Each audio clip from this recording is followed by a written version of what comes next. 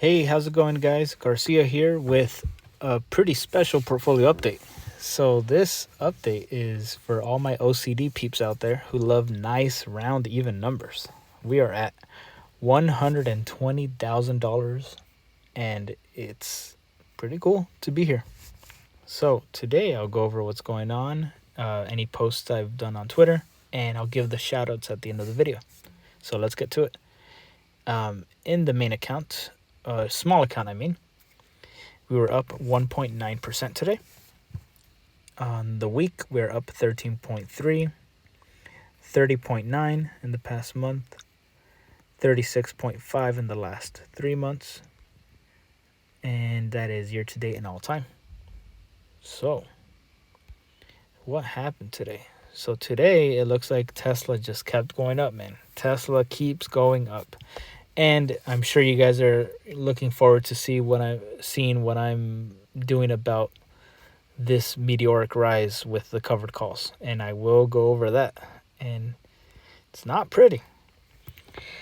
In the Roth IRA, we're up 2.39% today.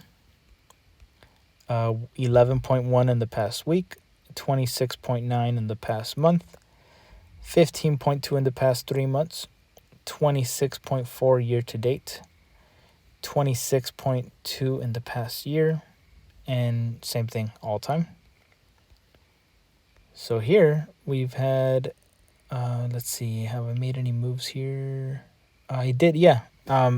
In the small account and in this account, I rolled the TSLA covered calls.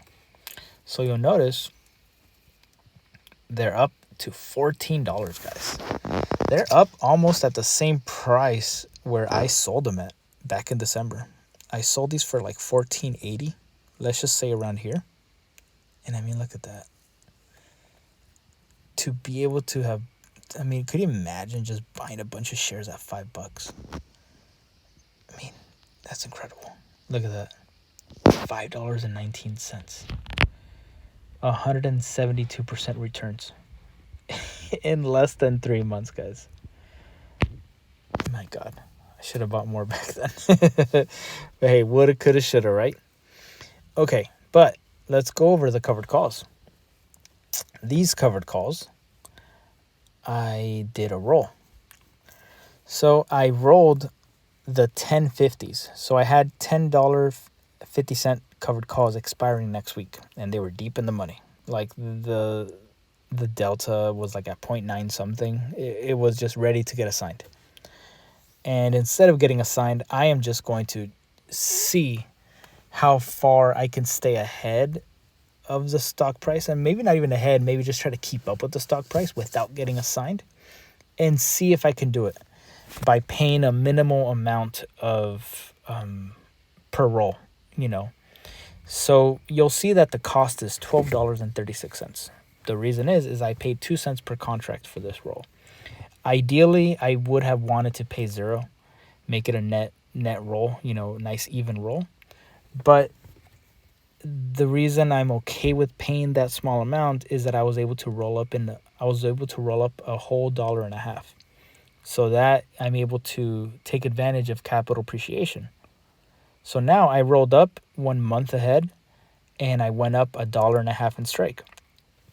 So now look at the break even. The break even is $14.49. So here is where I learned my lesson. Is I should have taken action yesterday when the stock had already gone over my break even, my previous break even. And I'll talk about that more when I go into the main account. What else went up today? TSLA, look at that, $1,000.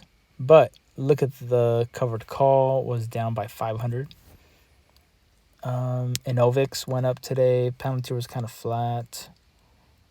So I'll show you guys what's going on in the main account. ENVX. Let's go to total percent change.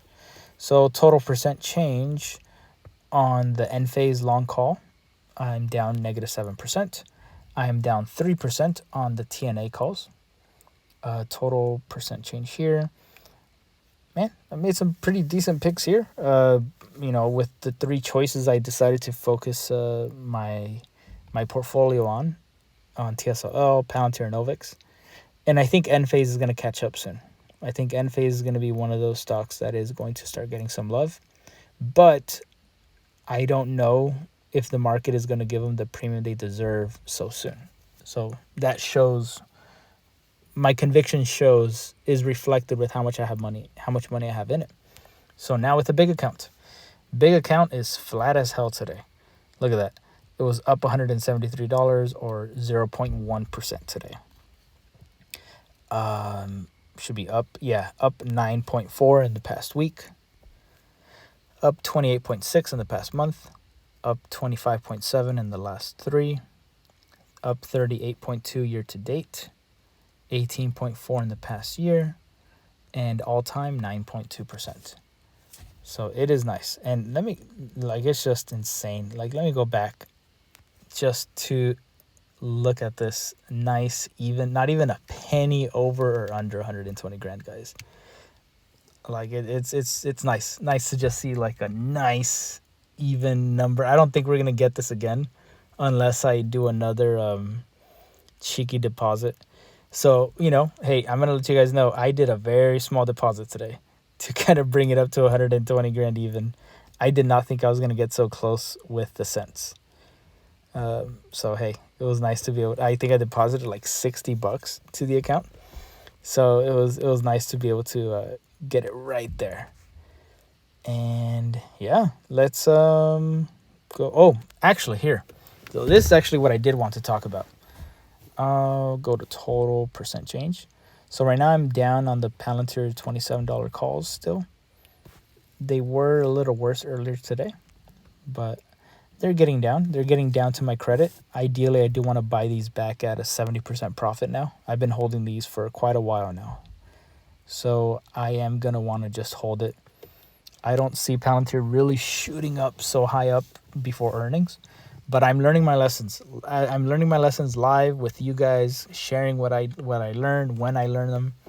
And TJ, you know, I've been messaging him, you know, like texting him and asking him questions, kind of picking his brain, and he's been a great help to me. And Option too. Option was on his channel talking about that he likes to roll when the stock is testing his break even or his strike. And I was doubtful about that. I was seriously, you know, considering like, oh, well, wouldn't it be better to just wait? You know, maybe it's going to pull back. Like, why would I want to roll and then potentially have the stock pull back and I could have just saved all that money? Well, take a look at what happened with Tesla. I'll show you guys the pain there. Actually, it's better to show that example.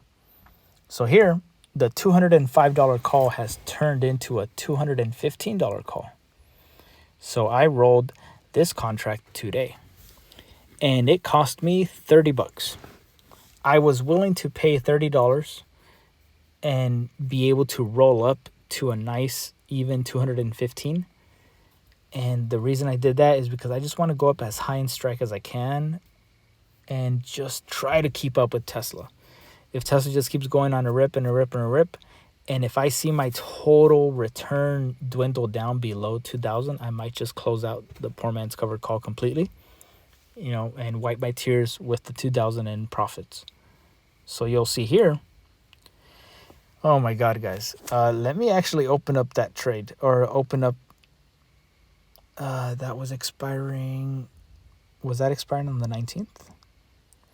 No, it's 7/12. So a $205 covered call expiring this week.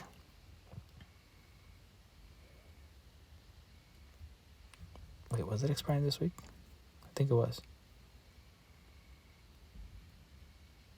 Yeah.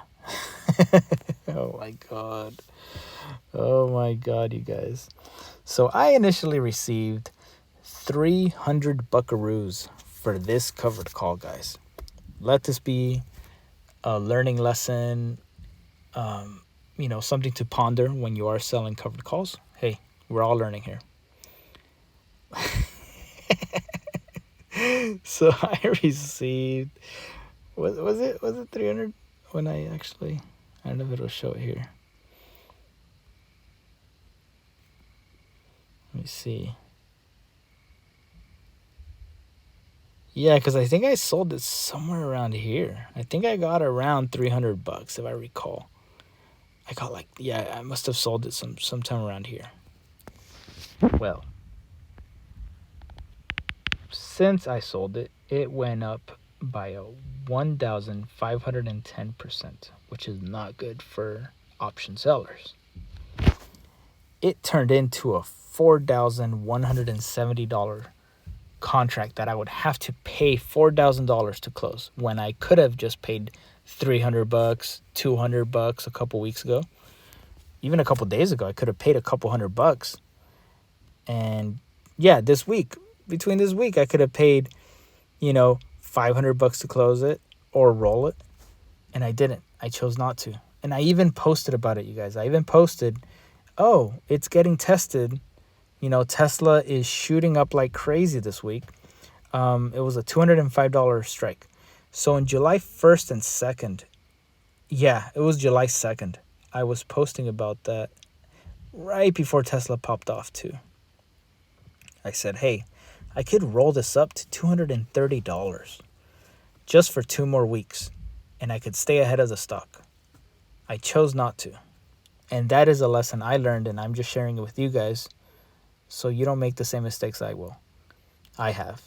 But then again, we all make our own choices. Maybe for a fact it's going to come back and you can make those choices. For me, if something gets tested, I'm just going to roll up as high as I can as soon as I can.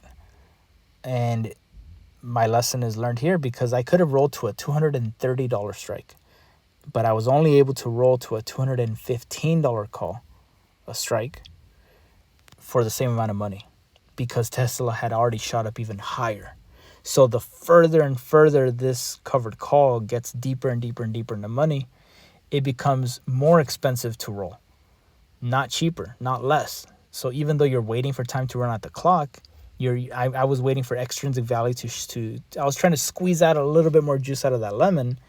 I was not considering the fact that this covered call was getting deeper and deeper and deeper in the money, becoming more and more and more expensive to roll. So that's a lesson that I learned. But now, this is my total profit. So the equity here, see the $4,000 that it's worth? That is how much I would have to pay to close that covered call.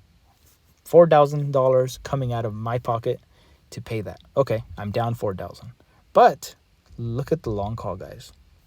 Total profit. I'm up $6,000 on this leap that I bought. I bought an in the money leap for $6,220. You see the average cost. And it's gone up, it's doubled. It's doubled in 1 month. So I would have to give back. I would sell it, right? Sell it for $12,000 because that's what it's worth. But I paid $6,000. So my total return is $6,000. So I would have to subtract the value of the covered call, which is $4,000, from the total profit of the long call. And that is my net win from all of this. So all that $12,000 or whatever it's worth, I'm left with the net, I'm left with whatever I can, roll. So my plan is to probably, if it just keeps rising, is to keep rolling it up as high as I can. I'm going to roll sooner than I expected. I'm thinking of rolling to September and roll up to, let's see. What is my break even? Yeah, look at that. My break even is $247, guys. If Tesla starts going up again and it's at 250, I might just bite the bullet and just roll again. I'm not going to wait. I'm not going to wait for Tesla to get to 300 to roll again, guys. I want to keep up with this stock price, catch up as much as I can without paying too much out of pocket. Paying the minimal amount. But if it's only going to cost me a couple, like $50 or less, $100 or less, I'm going to do it. Like, look at this. If I can roll up from, what is this, a $215 call? If I can roll it up to a $225 for September, I might. It might cost me $100. But look at how high up I'm able to keep up in the strike. And from what TJ has been teaching me is if you look at the delta here, the delta is basically a 0.7, negative 0.7. The difference in deltas is what I am going to be either winning or losing every dollar Tesla goes up. So we look at the 0.7 delta here, and we get the difference from this delta, which is 0.87. So 0.87 minus 0.7 is 0.17, meaning every dollar Tesla goes up, I will be profiting $17 on this trade. And I might just keep doing that. I might just roll it up as high as I can because, hey, maybe Tesla does pull back. And if Tesla pulls back, I'll be able to, maybe, if I get lucky, I'll be able to escape under these covered calls and learn my lesson for entering the next round of covered calls. And that's a lesson that I want to apply for Palantir. For Palantir, if it goes above $27, if it starts testing 27 even before earnings, I might just roll it as high as I can. And I would roll it like, what is that? I'm covering 41 cents. So the highest I could roll here is up to $29 before earnings. And let's say further out to September, if I want to cover 41 cents, I could roll up to a $37 call and only pay $2 per contract. I might do that. A total debit of $70 to be able to go all the way up to $37. I would do it. I would rather do that than be worried about my shares getting called away too early. So I hope it's a teaching segment that you guys appreciate. And let me know in the comments if you guys learned anything or you guys are, have any questions, because for me, I'm an open book. I'm transparently sharing my progress with you guys. And I think I posted this yesterday. Yeah. So I'm sharing my progress transparently. As I'm learning and growing, I want everyone else watching to learn and grow as well. And I hosted spaces with Amit, Grogu, Matt, and Roy Crossroads, and it was awesome. It was great, you guys. Here, I don't know if it... A couple people in the chat that I will. Roy, I think we got 7 years. Eaton extended the partnership. Look at that. We got the Coles, Australia, the state of Palantir's on or whatever. Century. I guess Like, I'm looking at it that way as Let well. me see if I can go to a... yeah, you're good. Okay. I think so, and not to be like political, but I think Trump, wasn't he the one who kind of started was it the Space Force? He kind of started this new kind of like branch in the there I am, military. talking about Palantir. I don't know. We're Someone talking about correct me if I'm Space wrong, Force. but So I thought it was pretty cool, to be able to talk about Palantir, and people, employees from Palantir were also tuned in, which is pretty cool to be able to talk about the company. And I was talking about this quote from Alex Karp that I think goes unnoticed. Nobody is more aligned to your company's mission than Palantir is. So I think that's a big deal for the entire mission of the company to be aligned as much as possible with the company's missions that they are partnering with. And that goes with the language. They don't call them customers, they call them partners, and they show it. And CEOs of partnered companies always sing praises of Palantir, that they support them from day one, and it's a mutually beneficial relationship and partnership. Tesla covered call sellers these past couple days. The Tesla train, choo man. It's coming for these people. It's coming for us. Let's see. Here I was talking about the covered call that I rolled. And so I rolled it up for a $30 debit. And here I kind of went over the math. I broke it down for people. So the net difference plus the realized gains that I've done from the other two covered calls. So far, I'm still up $2,300 on Tesla, even though these covered calls have been blown up in my face. So I saw a post from Chad that people can now sign up without without having to, join a wait list. They added a lot of different features, and they basically opened it up for anyone to sign up, which is incredible. So I signed up, and I said, you know what? Hey, the time is now to learn. The time is now to build. So I signed up. I logged in. I'm on Palantir.com, and I am learning to do my first end-to-end workflow. And guys, it's awesome. It's awesome. Like I only took my very first course today, and it's supposed to be a 60 minute course, but it was taking me a couple, like an hour and a half, 2 hours, because I had my son and a puppy running around. But the introductory course is a click-by-click course, so it's easy to stay on track. So I built a tool to combine fulfillment data from two separate companies. Each company is using different ways to name similar data, so I'm transforming the different data before combining them into a single organized source. So what am I saying with that? So here, what I like is that they give you a scenario. They say, look, your company just bought out a different company. But between your company and their company, you guys are naming similar things different ways. So if you go to your order due date, your company might call it order due date. The other company was calling it orders due. Instead of order ID, maybe they're using order identification without the underscore, or customer ID. And the naming conventions are completely different. So when it comes to combining now your different orders, let's say it's a paper company A and paper company B. You have similar customers, similar orders, but if your data is not matching up, it's going to be a nightmare to try to combine all of this data, try to keep track of all these different spreadsheets and Excel sheets, and not lose track of where everything is at, and not lose track of the truth. So in this course, I was learning how to basically standardize the data that's coming in from separate sources.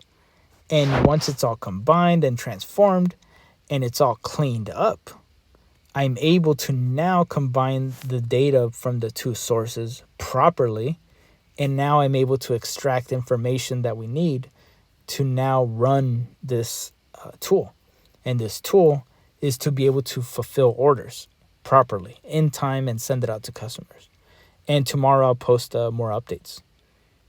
And I think that was, and this was what the portfolio closed at today. So it closed at $119,963, or $119,963.58. Can't talk. But I said, look, I can't just let this. I'm so close to 120 grand. So I deposited a cheeky $36.42 to celebrate the 4th of July with the $120,000 portfolio. So once again, I'm just excited to see so many zeros, one after another. And actually, just before posting this update, I said here Chad was posting Dungeon Music by and after taking my first course, I was like, oh shit, I recognize some of those things. Recognizing some of those features after building my first end-to-end workflow using Palantir. So it's been awesome.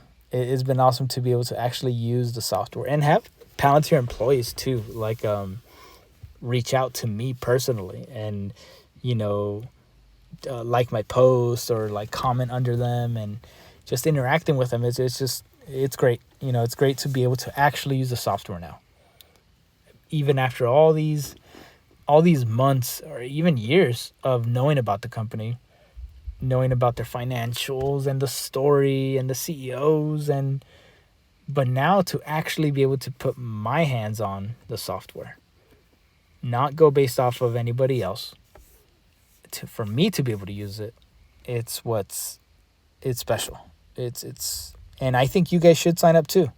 I think you guys, if you're interested in it at all. And I think Chad has the pipeline builder.